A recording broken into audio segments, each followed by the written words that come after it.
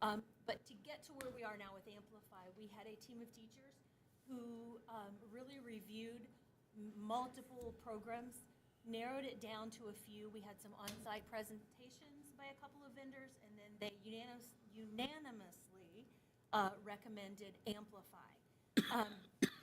Those of you that may recall, we were just kind of crossed our fingers and hoped, because we knew we were going to have to adopt from a specific list of programs, but the list hadn't been put out yet. We didn't want to wait till the last minute to start reviewing programs, because we knew we'd need to order supplies and get training and everything in. So I can't say enough, I've said this to you before, I cannot say enough on how impressed I am with the work the teachers put in to really reviewing those programs, making a solid recommendation, and then we were lucky enough to find that it was on the approved list, and we moved forward with adoption. So again, Amplify is grounded in the science of reading. Again, history for Kokomo School Corporation. We had a balanced literacy philosophy as far as reading instruction is concerned, and we moved to a structured literacy, which is much more explicit, much more systematic, and grounded in multiple areas of scientific research. And I guess a quick kind of explanation is our previous way of instruction was more grounded in a lot of anecdotal information and not as much of a research-based scientific approach to how the brain works. So we did move to Amplify. Can I interject real quick? Yes, you absolutely. So that's part of the impressive part of what our staff did, especially our more experienced staff. Because our instructional approach at the elementary level of teaching literacy was at the other end of the continuum. So not only were we introducing a new reading materials to teach from, which was Amplify, but the process in which they taught it was different than what we've done in the years past, almost on the other end of the continuum. So it was not just learning a new curricular adoption, it was also learning a different approach to teaching reading all at the same time. Summarize that well? Yes, absolutely. So again, second year of Amplify, really impressed with what the teachers are doing and what the students are doing. And to kind of give you a little bit of detail on the professional learning that has occurred the last few years, not just specific to Amplify, but all things science of reading. If you probably recall that the state is saying so new graduates will have this endorsement, have this this learning on their elementary degree, but current teachers, after 2027, to renew their license, they must have a science of reading endorsement on their, to renew their license, they must have that endorsement. That was 80 hours of work outside of the school day that teachers would go through. And it was a lot of good information. I learned a lot from it, but it was a lot of work. So we have currently 110 teachers and administrators who have completed that 80-hour science of reading aligned professional learning. The state of Indiana offered one avenue for that. There were other avenues. The majority of our teachers took advantage of that key literacy program through the state of Indiana. On top of that, another 42 teachers and administrators have used the 80 hours of work to actually update their license, and now they have that on that additional endorsement is on their license. And that work combined with the new curriculum just makes our teachers so much stronger in teaching literacy. On top of that PD, we chose for all of our elementary schools to participate in the Indiana Literacy Cadre. We had some schools that were required to, and that was based on 2024 iRead results. And so some schools were required to participate in this. We chose to have all 8 elementary schools participate. And part of that was we hired literacy coaches in each school who went through an extensive PD with this cadre. Then they were able to provide job-embedded coaching and support to our teachers in our elementary buildings. That focused on collaboration and data analysis, just additional support so we can provide what our elementary students need to be able to read. This is our goal. That's a 2-year commitment, and we'll talk about it in a few minutes. We're looking forward to what will we do moving forward now that this is our last year that we must participate with the literacy cadre. On top of these 2 areas of PD, we have over 1,300 hours of Amplify specific training that our teachers have participated in. The initial program overview, which was a 6-hour training before school started, 24-25 school year. We have 150 teachers and administrators that went through that PD. Then we have some more focused training, an enhancing planning or a writing professional development specific to Amplify. We have another 116 teachers and administrators that completed that. And that is in 2 school years, 2 to 2.5 school years that teachers have done this. Any questions on that area? How many coaches do we have? Do you So know? literacy coaches. Yeah.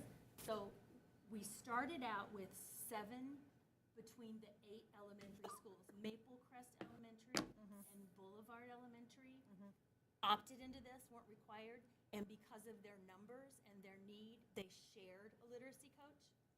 Then there was an additional literacy coach placed at every other elementary school. We did have someone resign at the very beginning of this school year, so we're down to 6 now. Family reasons, they had to resign. So we currently have 6. So when you look at the professional development,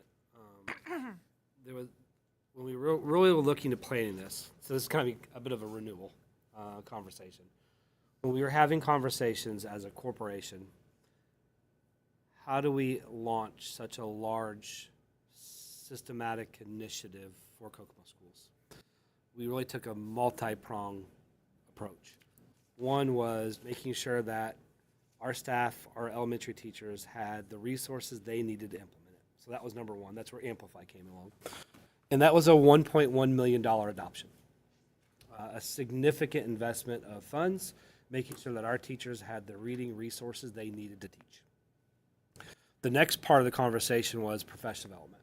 What professional development is needed? One, the professional development leverage the new reading adoption. So that's where you see the Amplify professional learning that came in with the 1,350 hours of professional learning and then the additional Amplify PD that went through.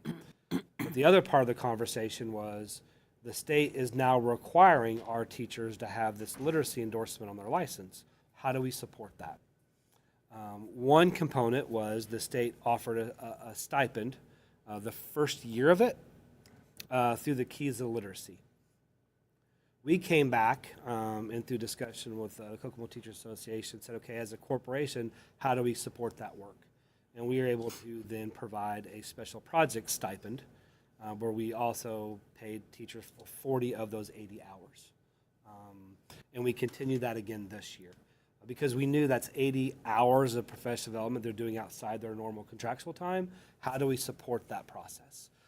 So we set allocated funds to provide that funding avenue or that stipend for any elementary teacher who needed to add that endorsement. And that will conclude at the end of this year. Around that same time, the state came out and had a grant opportunity, which was called the Literacy Cadre Coaches. So we have professional development that we used with the new textbook adoption. We invested heavily in the curricular resources that teachers need. Providing stipends for the professional development to get the endorsement on their license. The last stage of that was leveraging or applying and then getting accepted to the Literacy Cadre coaching grant to provide coaches in the buildings to support that learning with teachers. So these coaches for the last year and a half now, have been working with our elementary teachers on the implementation of the science of reading within their instruction.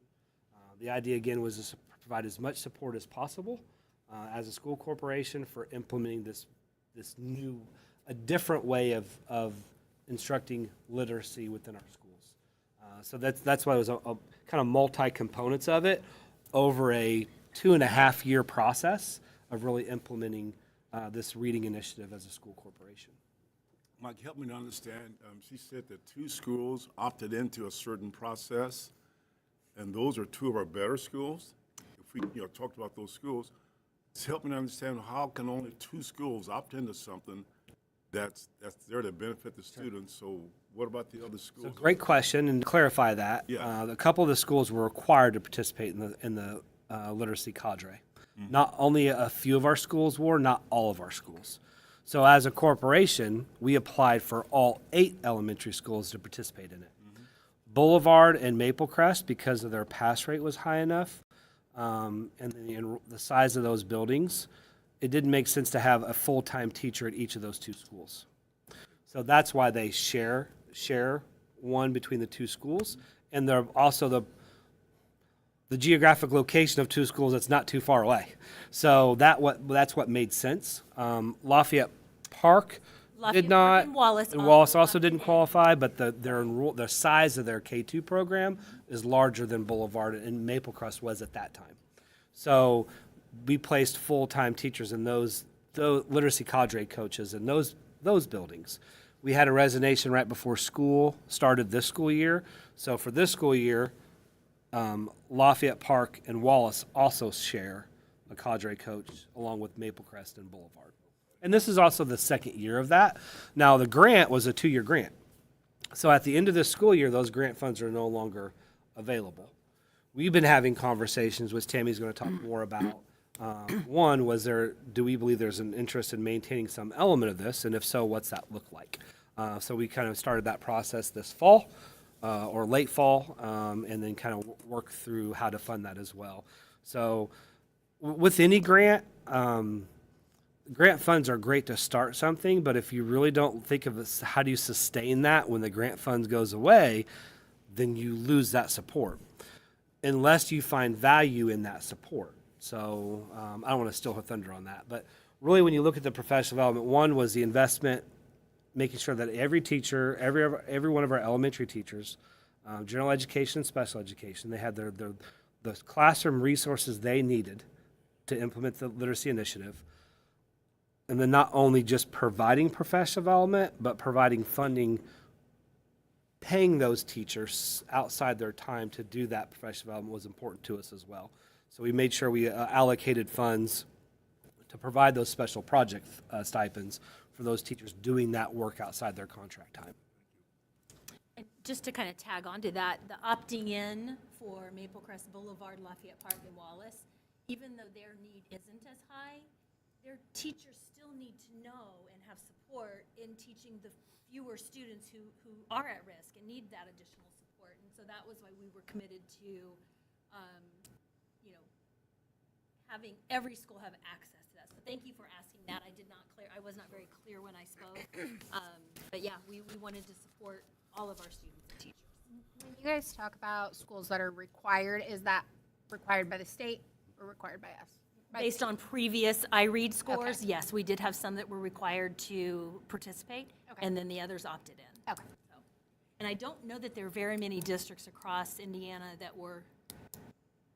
that had, schools that opted in. That was when I was having conversations early on with the literacy cadre people, they were pleasantly surprised that we were, everybody was on board. And this is not fully funded through the state grant. So the first year, up to 2/3 of the positions covered, then the district has to cover the other third of that cost. And then year 2, it flips where it's 1/3 provided through the grant, 2/3 by the district. However, our conversation was, we believe that we wanted to make sure if we're going to implement a significant new strategy, methodology within Kokomo schools, we wanted to make sure all of our schools had the same access to that same level of professional development. So we made that commitment. And are these coaches working strictly with the teachers, or are they also working with students? I'm sorry. The coaches, are they working strictly with the teachers, or are they working with students also? So there are some assurances that we had to sign off on as part of this literacy cadre initiative, that the majority of the day, they are supporting teachers and reviewing student data and modeling in classrooms and co-teaching, debriefing. So it's really about supporting the teachers right now. Moving forward, that could look a little different. And for instance, they really were only supposed to work with K through 3. This was a Lilly grant that the money came through Lilly, and there were some very clear requirements for it. As an example, let me give you an example for Pettit Park. They are only 3, 4, and 5, a smaller school, while the literacy cadre coaches were only to work with K through 3 literacy, not math, just literacy. So we asked, could that coach work with 4, 5, and possibly some math also, because of the number of students? The answer was, we will okay them working with 4 and 5, but there's no way we can do math because of the grant from Lilly was very specific. So for now, their job description is pretty clear. Not working with kids the majority of the day. Majority of the day is supporting teachers.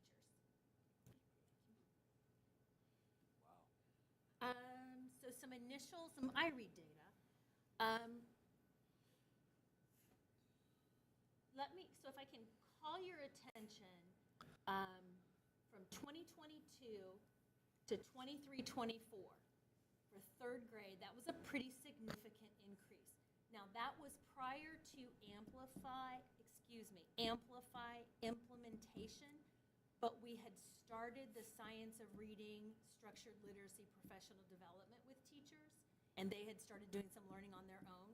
So it really kind of, that was also, we were a few years into a much more focused data analysis and professional learning communities and looking at data and looking at what students needed.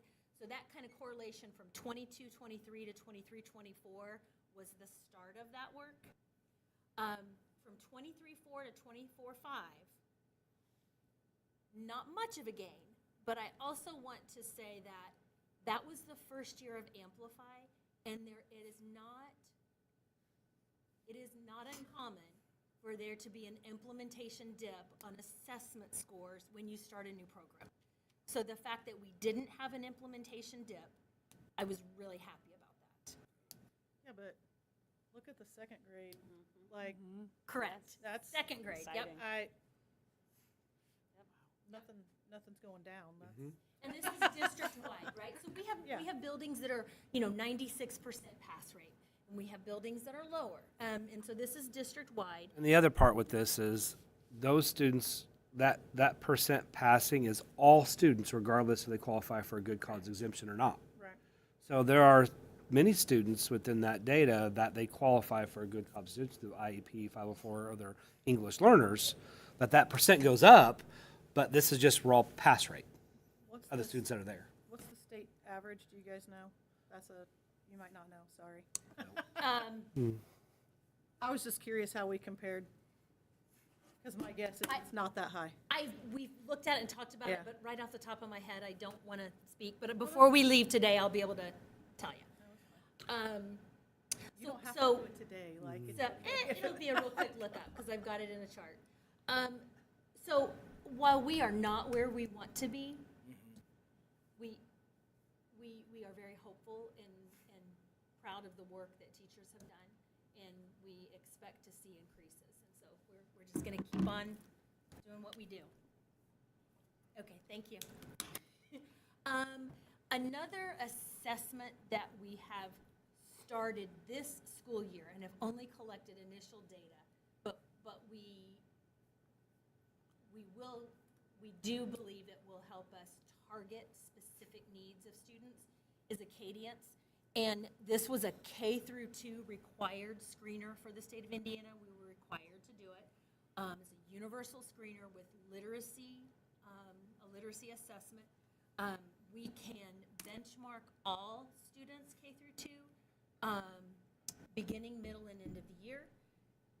One of the things that this will allow us to do is get a really detailed idea of a strength or a weakness for a student or a group of students and kind of tailor interventions to meet those needs. So we're learning about this. We've got more learning to do, but we're excited to be able to use this tool moving forward to help us better identify student needs. And these are just some comments that over this last semester, second semester last year and this semester, comments that I've either in a survey or just walking through or somebody shooting me an email that I've received from different buildings, and I won't read them to you, but I'll let you kind of take a look. No one is saying this wasn't hard work for our teachers, and they've absolutely said how hard it was. But I feel like I've got a good relationship with a lot of the teachers, and I think as a sidebar, if they had some concerns with it, they would have felt comfortable saying, this wasn't the right way to go, or boy, I wish we would have, or I wish we could have. No comments like that. Hard work, but I think we're on the right path. Hard work, but I'm seeing growth in my students. So I'm really happy with where we're going. And I will share this with you afterwards if you'd like. Dr. Sargent mentioned some of the financial commitment. If you want to know what's important, where's the money going? And we Great quote. where's the money? Follow the money, right? I think that was a negative thing, though, right? The follow the money was like, right. Oh, It's our lawmakers, not the money. well, I often say, right, if it's important to any organization, what are you investing? We made a $3 million investment over 2 years on this literacy initiative. Now, we did leverage ESSER funds for part of that Yes. when we had availability of it, and that's what paid for the curriculum materials. But we set that aside specifically. So if this is important to us, we're going to make this a district goal. We're going to invest 3 years heavily in literacy as a school corporation, then you should be able to show how much you truly invested in it financially. And I think Mrs. Tickfer is going to do a good job of showing that. So, Dr. Sargent mentioned earlier about the 80 hours of coursework for the literacy endorsement. The state offered $1,200 if you went through their program through a certain timeline. We offered an additional $1,440 special project stipend at that time, and that's going up, I think, in July. But at that point, based on the special project stipend, over $150,000, we were able to allocate so far for that. The licensing, once a staff member has that early literacy endorsement on their license, they get that $500 differentiated pay. And so we've able to allocate so far $18,000 to that. And that's on their base salary, so it's a permanent increase.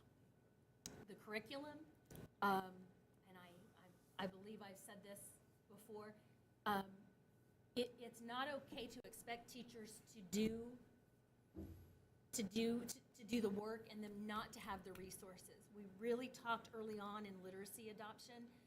I really wanted to avoid a central location where these books were stored, and when you needed to use it, you needed to go check them out and share resources. I understand, sometimes we can't avoid that, but if at all possible, I wanted to avoid that. And so we were able to get the materials in the teacher's hands instead of having to share. So that was really important for us to do that.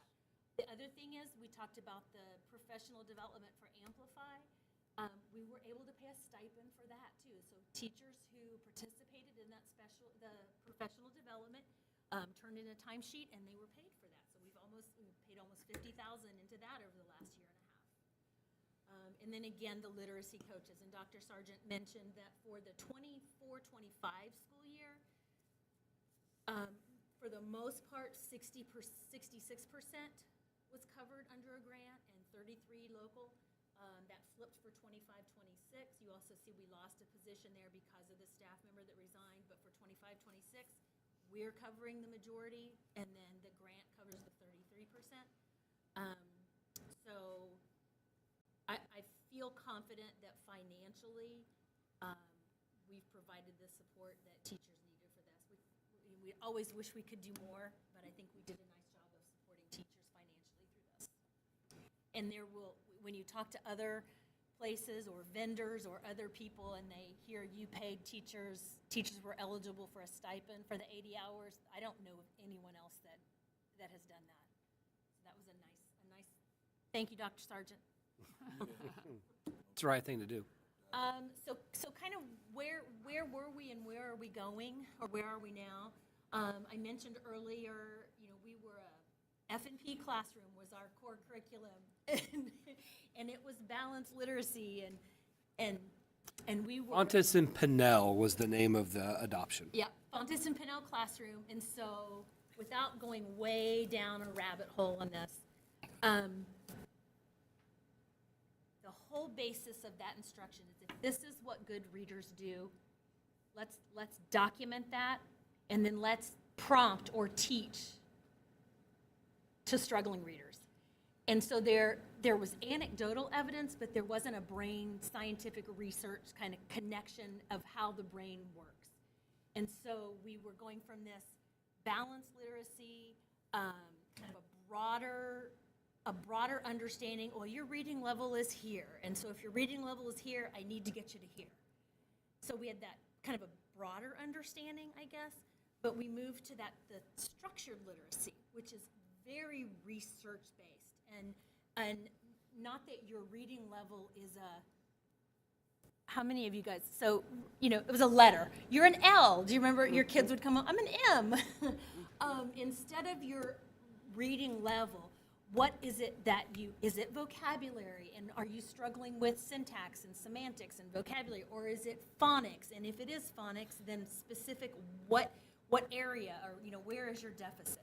So we went to a much more student-centered and a focused intervention, other than a kind of a general, broad-based intervention. So that's where we are now. What are our next steps? We talked a little bit about this earlier with literacy coaches. The feedback we received in discussion with KTA and in discussion with administrators and talking with other teachers, that there is value in the literacy coaches. So now our goal is to figure out how can we continue to support teachers, and students, and what would that look like with literacy coaches? So what we've committed to is to sustain 4 literacy cadre coaches for the 8 elementary schools. So we have, when we hired these literacy coaches, we did share, we were guaranteeing them a job, but it was a 2-year commitment for literacy cadre. Because the literacy cadre is done after the school year. Grant's gone. The literacy cadre coaches will not be in existence in Kokomo schools at the end of the school year. However, based on feedback we received, there is a desire and a need to maintain literacy coaches. So we're going through the process of what that looks like now. To continue to support our teachers who are teaching literacy through the science of reading in our schools, but also because we don't have the grant assurances, that they can also work with small groups of students to provide direct interventions as well. And it's really going to be dependent upon the school.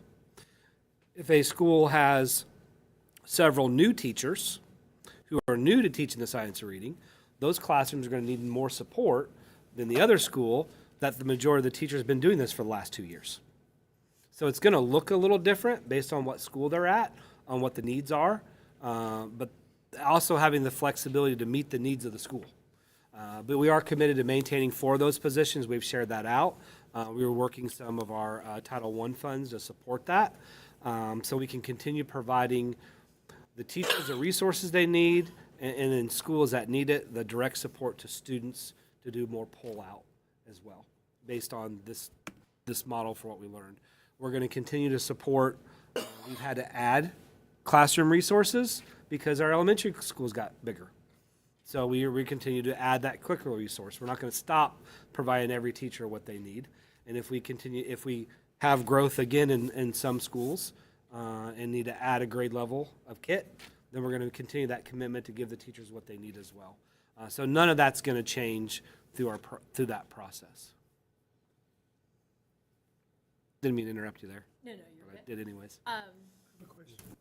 And then, In addition to the formalized, like the cohort or the cadre that is kind of like training the trainer, teaching the teachers, do you utilize like Teams groups, like as in Microsoft Teams?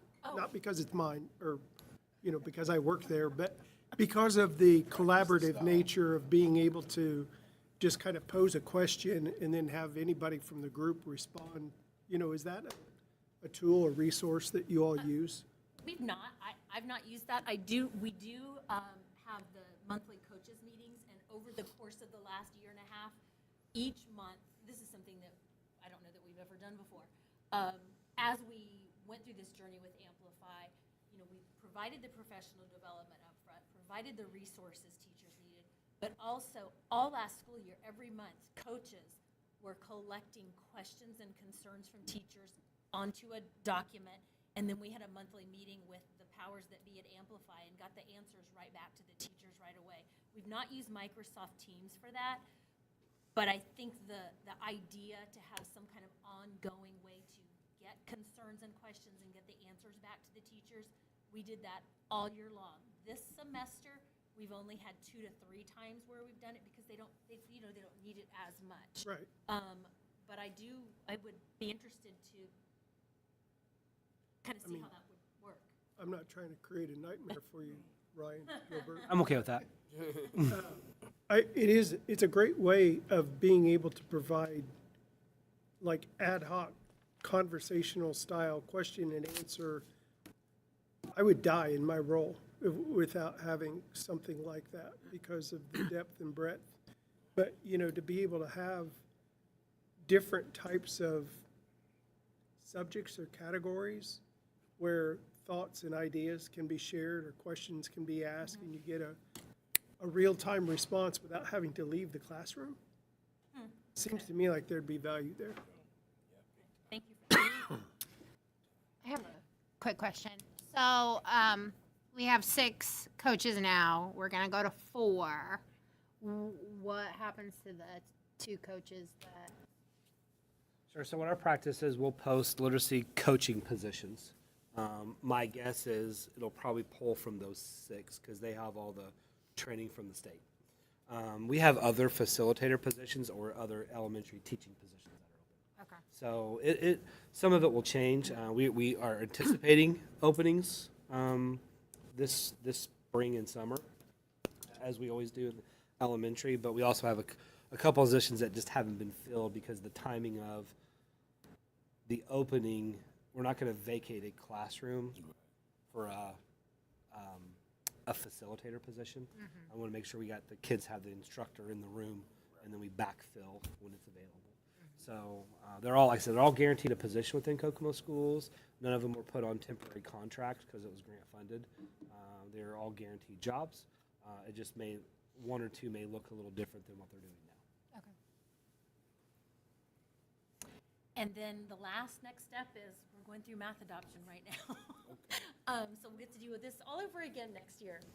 A different subject area. We have another a committee that was formed in late September, early October. We had probably 8 or 9 vendors submit a proposal.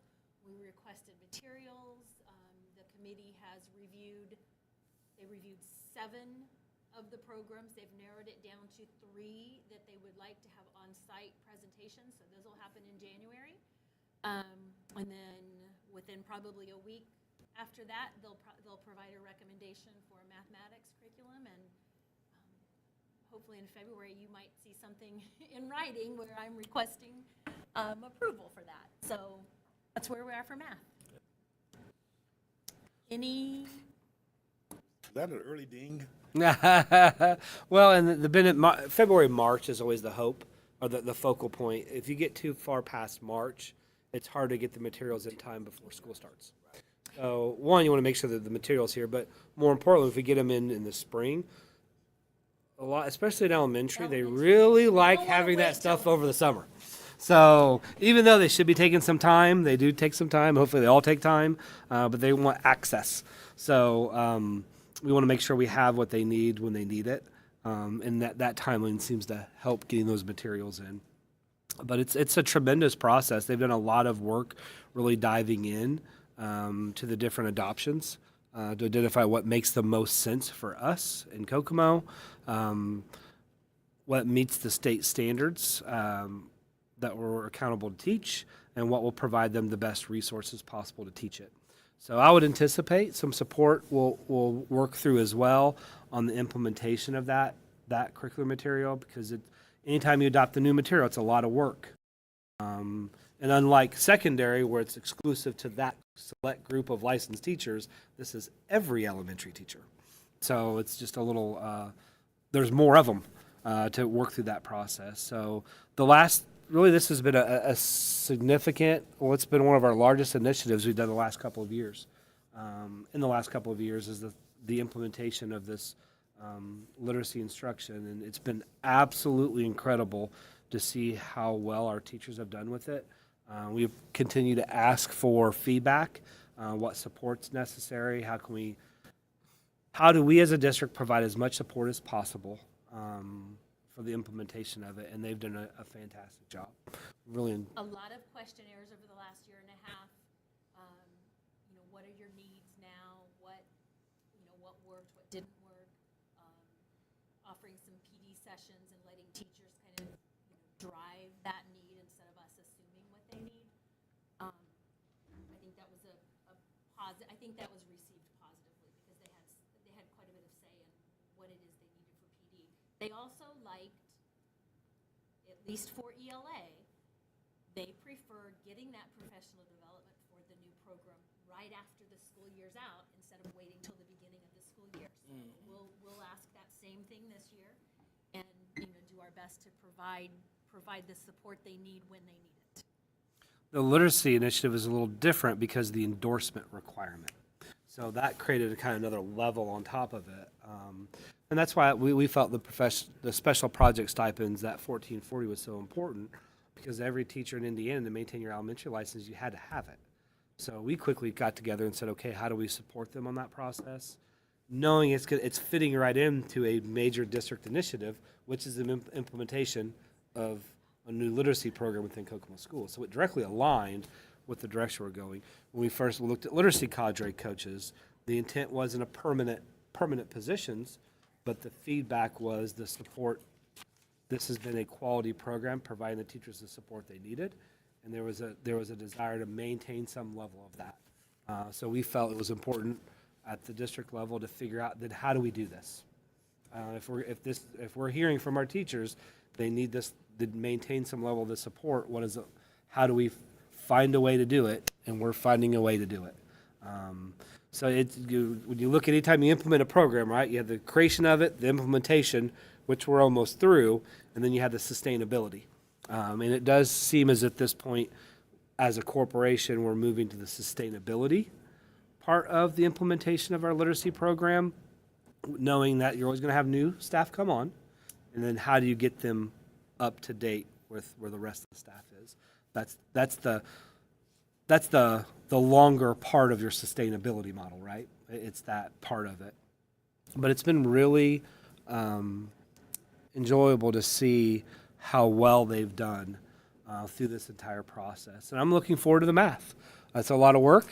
But as Tammy said, the feedback we keep getting is they have the support they need. They believe it's making a difference. They see it through the results of the students. And we just need to keep providing those levels of support for the continued implementation of it. I have nothing. 87.3 was, Tenny found while we were talking, 87.3 was the state average. For I read, excuse me. Yes. So in terms of teachers that are coming out of college, university, is the science of reading part of their curriculum now? So the new pipeline, they're coming in up to speed as opposed to, Well, they should. There, and I think that starts in July 1, 27, right? No, no. Now? They're, Now? Next they're, year. yeah, Okay. they're already taking. They should have had a program in place for the May 25 graduates. So new graduates should have had that basic understanding. But as with anything, I mean, we know we need to continue to support new teachers when they come on. And right, but the problem is that's not being exacerbated, like, year after year Correct. after year, the whole new, right. Good. And even if it's a foundation, it's not a new concept. We're not teaching them that left is right and right is left. Kind of. And it'll be interesting to see, since science of reading now is a licensing requirement, there'll be some standardization of programs across the state of Indiana as well. So that same methodology is going to be taught at every university in Indiana. So there'll be a common starting place for every new teacher coming into the profession. How would that work, though, with out-of-state, like, teachers coming from out-of-state? Probably don't necessarily have that, or just, So I'm guessing that reciprocity would have to take that into consideration and may or may not be. Or they'll have to complete the, Praxis, they will have to take the praxis test for science of reading. Like adding it, it's like adding an endorsement to your license. and charge them $150 and whatever. Not anymore, it's more than that. I don't know how much it is, but whatever. I know that, It's close to 300. is it really? Yes, but the state gave a stipend, so like if we took the course, then they would give us a stipend to pay for the test. To pay for the but test? that's, But you had to take- that ended. Ends or end? Oh, it ended, it was. I By did it late last summer. May or Yeah, early but June, whatever. you could get a Yes. voucher. So people who jumped on early could get it, but now. We had quite a few, I think the special project stipend helped as well. We have a lot have completed the PD, their time isn't to renew. Right. So although I'm betting with our CBA, more will renew this summer to get the additional $500 base salary increase. I don't think people, the general public, really understand that teachers have to pay out of pocket to take those tests and all of the things. Along with your licensing fees, your CPR, AD, and yeah. Heimlich renewal, I mean, all that goes into play too. I laughed when I took my principal license exam. Like, they scanned my palm. You couldn't even take a Kleenex. You couldn't even take your own Kleenex in there. Like, what am I doing? Like, it's, what? I felt like I was signing my firstborn away or something when I signed all that stuff in. But anyway, like, I don't think people realize how seriously they take some of that stuff. Like, I'd never had my palm scanned before. That was a first for me. But anyway. Air sample. Do we expect them to the state to issue a requirements in math the way that they did English, or is that, because, I mean, you guys are already doing a lot of the work, but are they going to limit what programs we can actually choose from?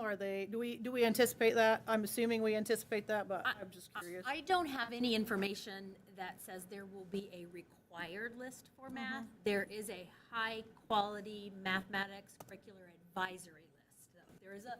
So we recommend these, but Not required, but it's highly recommended. we are not bound by any means to adopt from We those. recommend these. However, Let's follow the money for those too, right? But anyway. My understanding A lot, is, isn't it? for the math standards, my understanding is they're pushing that to universities now for future teacher prep programs. Gotcha. So some of the methodology, science of reading is for everyone with the licensing. The math will be for, they're going back and redoing some math requirement methodology at the university level. I was in a meeting before winter break and it came up from a couple universities, how they're gonna, working through what that will look like for future elementary teachers.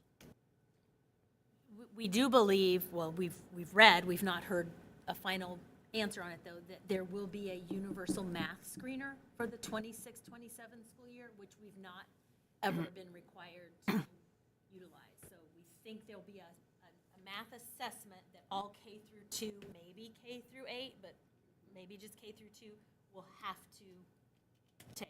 We just don't know what it is. We don't know when we'll know. Or how to prepare for it, or any of the things. Well, we have an accountability model that's not decided yet, but we're accountable for this year. We should know in the next few weeks what that is. In the next few Final. weeks, over halfway through the school year, you'll find out how you're gonna be judged for the school year, because that's fair. Based on data from this year. Cool. Yes. Typical from our state. Say, that sounds about right. doesn't it? Thank you very much for your time. Thank you. Any other questions about literacy?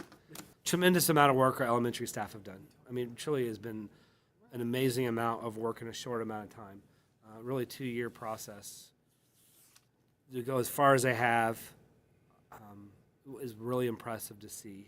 And it's been really great to get the positive feedback, making sure that we're providing what they need to implement this initiative. Can I add something else real quickly? So because we talk so frequently with the people from Amplify, their support staff for us, there was an Amplify coach who came in and just met with each building. What do you need? Went back and talked so highly of our teachers. A couple of weeks before break, a newer person with Amplify asked if she could come in the last week before break and just visit some classrooms. I'm like, I can check. We didn't end up doing it because it was, not enough turnaround time, and she wanted me to go with her, and we just couldn't get it done. But I had multiple teachers and principals say, sure, they can come in, just don't do it the Friday before break. Yes. Because it was just her hearing good things about Kokomo and wanting to visit. But first, she heard good things about Kokomo, so I'm really proud of that. Second, teachers were like, sure, just don't do it on Friday. I'm like, I think that was a big deal for teachers to be comfortable enough to say, yeah, they can come in. So anyway, we say it over and over again, but I can't stress enough how much work our teachers have done. And Well- they really need to be commended for it. Without teacher buy-in, nothing we try to implement is gonna be successful, but also, you don't get that teacher buy-in unless you guys support them the way that they need supported, which you've clearly done with this. So, that's a lot, there's a lot to be said about the support you guys have given the people at the building so they can be successful. Because when we have initiatives that we don't then support teachers, they're not gonna, 80 hours outside of the, why would they care about doing that if they don't feel like they're getting support they need to be successful? 'Cause It's been a great initiative, done a great job with it. So very, very, very pleased with the outcome. I'm looking forward to our data coming up. Yeah, Just a few months away in March. I So like that 5%. They're like, right, it's hovering right around 5% a year increase. That's a big deal. Looked at enough data in the past to know that that's a big deal. I know I sent you, emailed you our data from last year as well, and I think I put it in the notes as well. Also think about the programs that are in what schools. So when you have your intense intervention programs, your autism programs, those programs tend to have more students who qualify for the, the waiver, the good cause exemption. Good cause exemption, because that's where we cohort those students to provide them the services. So it's not all schools the same. When you compare school A to school B, you understand what programs in school A and in school B, because when you just see raw pass rate data, it could look differently. That's no different than graduation rate. When you have students getting an alternative diploma, not all those count as a graduate on your graduation data, because you're only allowed 1% total. 1% of your cohort's allowed to count towards your graduation rate. Well, if a high school doesn't have any students on an alternative diploma, they have a potential of having a higher pass rate because they're not limited to issuing that alternative diploma.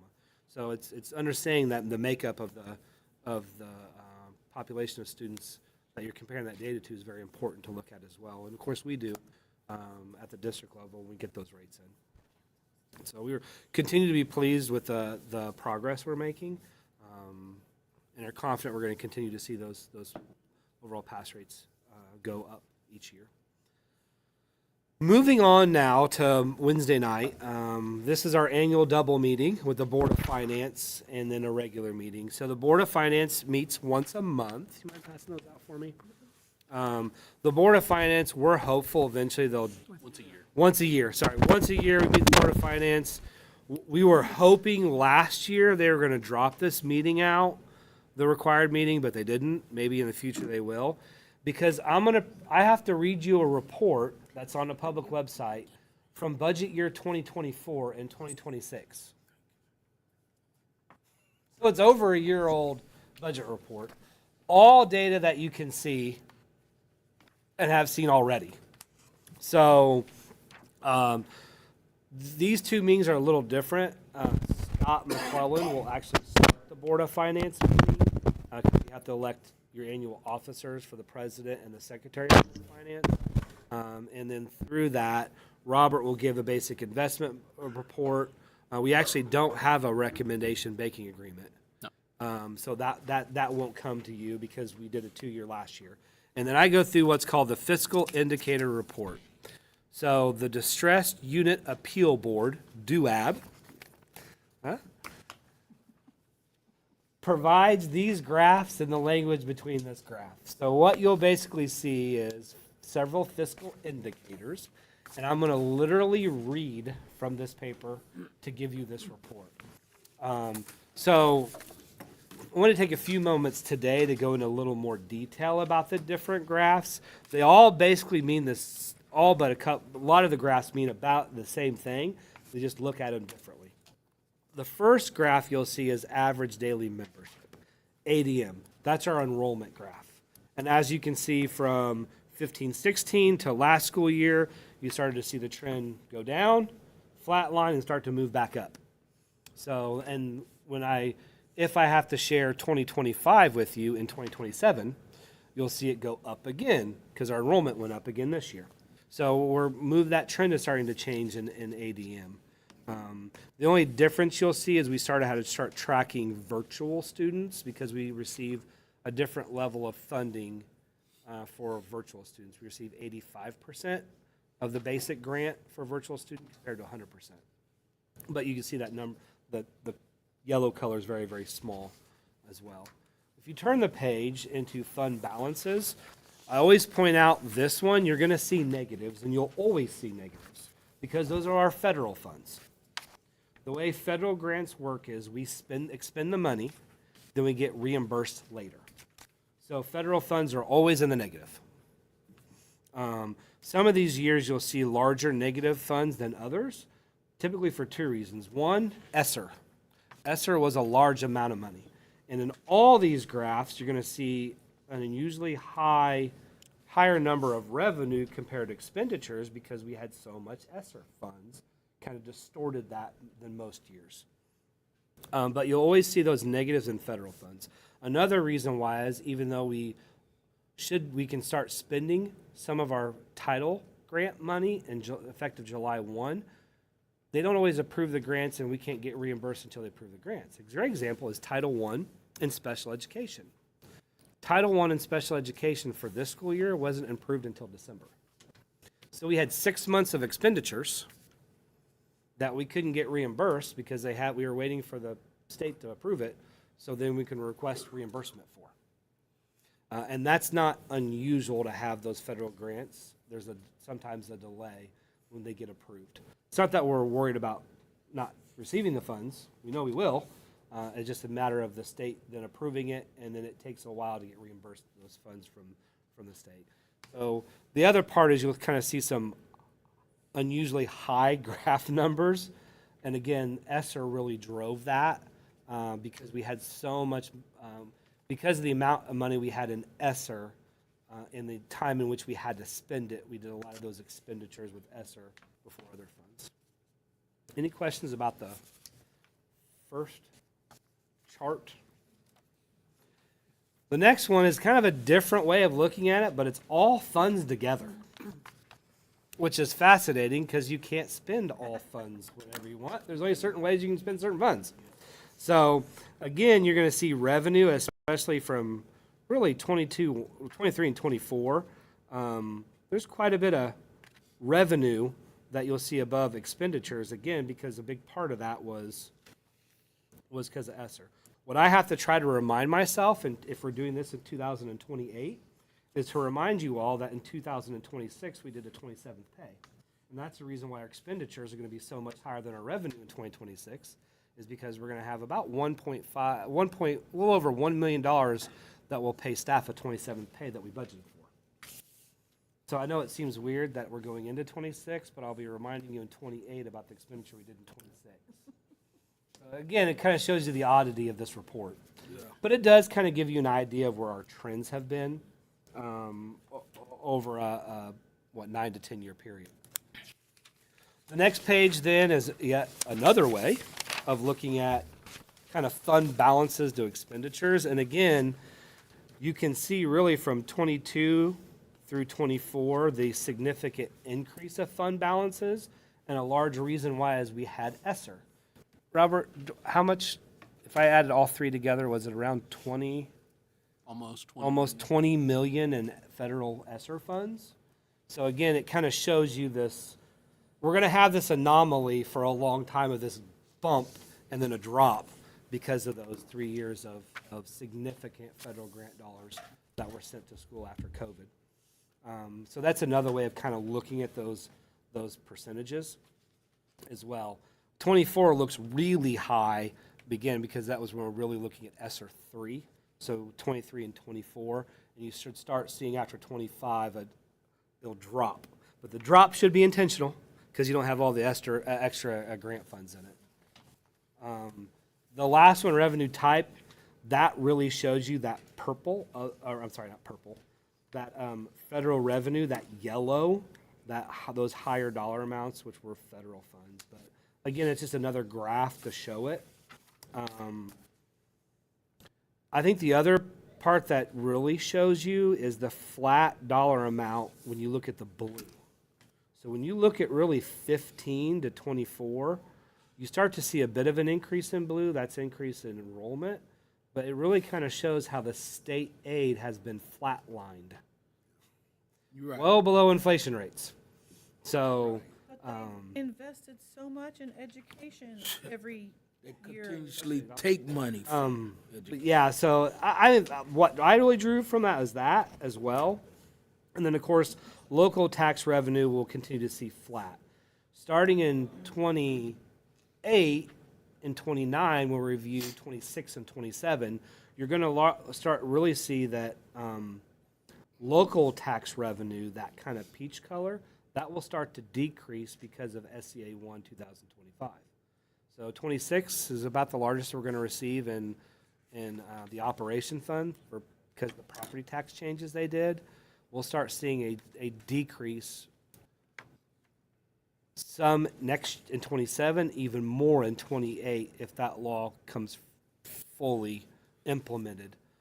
That peach will really start to decrease with reductions in property tax revenues. So something to discuss. So I'll have to remember in 28 and 29 to remind you all about SCA 1 of 2025 and the impact so many more years down the road. The last graph, we don't have a referendum, so it's kind of irrelevant. It's nothing there for it. And then I went ahead and we added the investment report. That's also on board docs, so you can kind of see that. It's pretty standard, our investment report. Robert will go over that as well. Any questions about so Wednesday night, I will read some components of this, what I have to read again, but we'll give as much detail, but I have to go through what each indicator is for you to put on that way. I've formally presented you the report at a formal Board of Finance meeting, and we can put it in the notes. That is pretty much the Board of Finance meeting. Then we're going to move in at 6:15. Then we schedule the regular board meeting. And just as a reminder, it's your organization meeting. So you will elect officers for the 26 calendar year. Scott McClone will open that meeting as well. Once you elect your officers, whomever the board selects as president will run the meeting from that. There's two other important votes you have to do. One is to reappoint Scott McClone as the board attorney. And the second one, for all of us who work for Kokomo Schools, need you to reappoint our treasurer so we can get paid a week later, Robert McIntyre. So you do, even though you have originally hired Robert McIntyre as the director of business, you have to reappoint him every year to be the treasurer to sign our checks. So all staff members should be holding very close attention to that vote, because I'm not sure what we'll do if you don't approve him. So a week from the following Friday. So they'll come forward. We have our annual workman's compensation renewal. That's standard in January. Our rainy day and operation fund transfer. And then there's a little bit of a weird one. So Head Start, in Indiana Head Start Association, and Tammy could speak more details of this than I can, had a program they wanted to implement in Head Starts. Instead of paying the teachers the stipend directly through Indiana Head Start, they wrote us a check. Which means we can't pay payroll taxes and all those elements through a stipend because it's outside of our process of paying teachers. So are asking you to approve the stipend paid to the Head Start teachers who participated in this program, the money that through Indiana Head Start to us to them. So, and then we can process it legally to the teachers for those who participated in it. We also put some language in there that if Indiana Head Start does this again in the future, that you just go ahead and let us do this.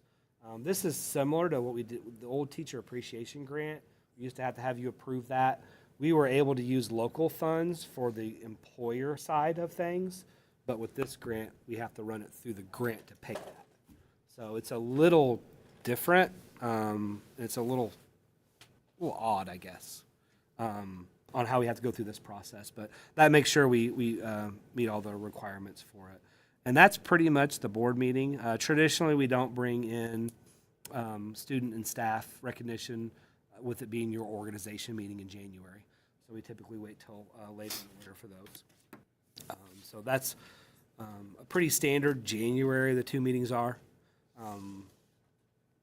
But our organization meetings. Is that link for our meeting, the live stream, is it the same every time, or is it are the letters at the end a little different? I think it's different because we have to store those meetings for 90 days. I was just curious. Make them publicly available for 90 days. It's a difference. But you can find it on.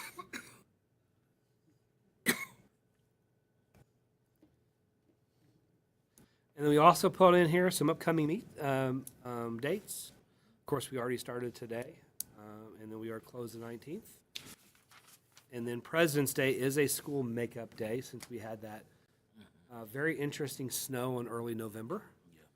We used up our one makeup day, and we'll see how the rest of the year goes as well. And of course, we're going to put up there we are planning to participate in doing the Dream at Ivy Tech again.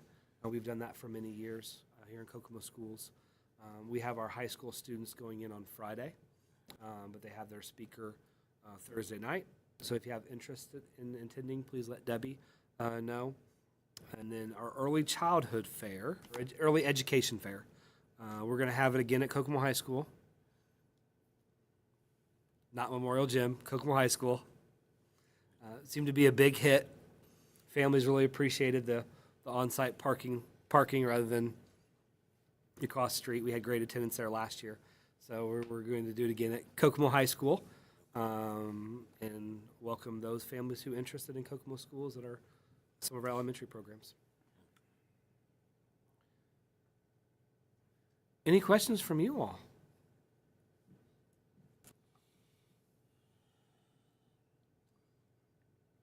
Just making sure these are all on my calendar.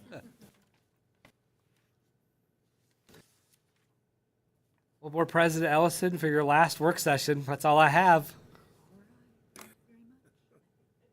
Thank you.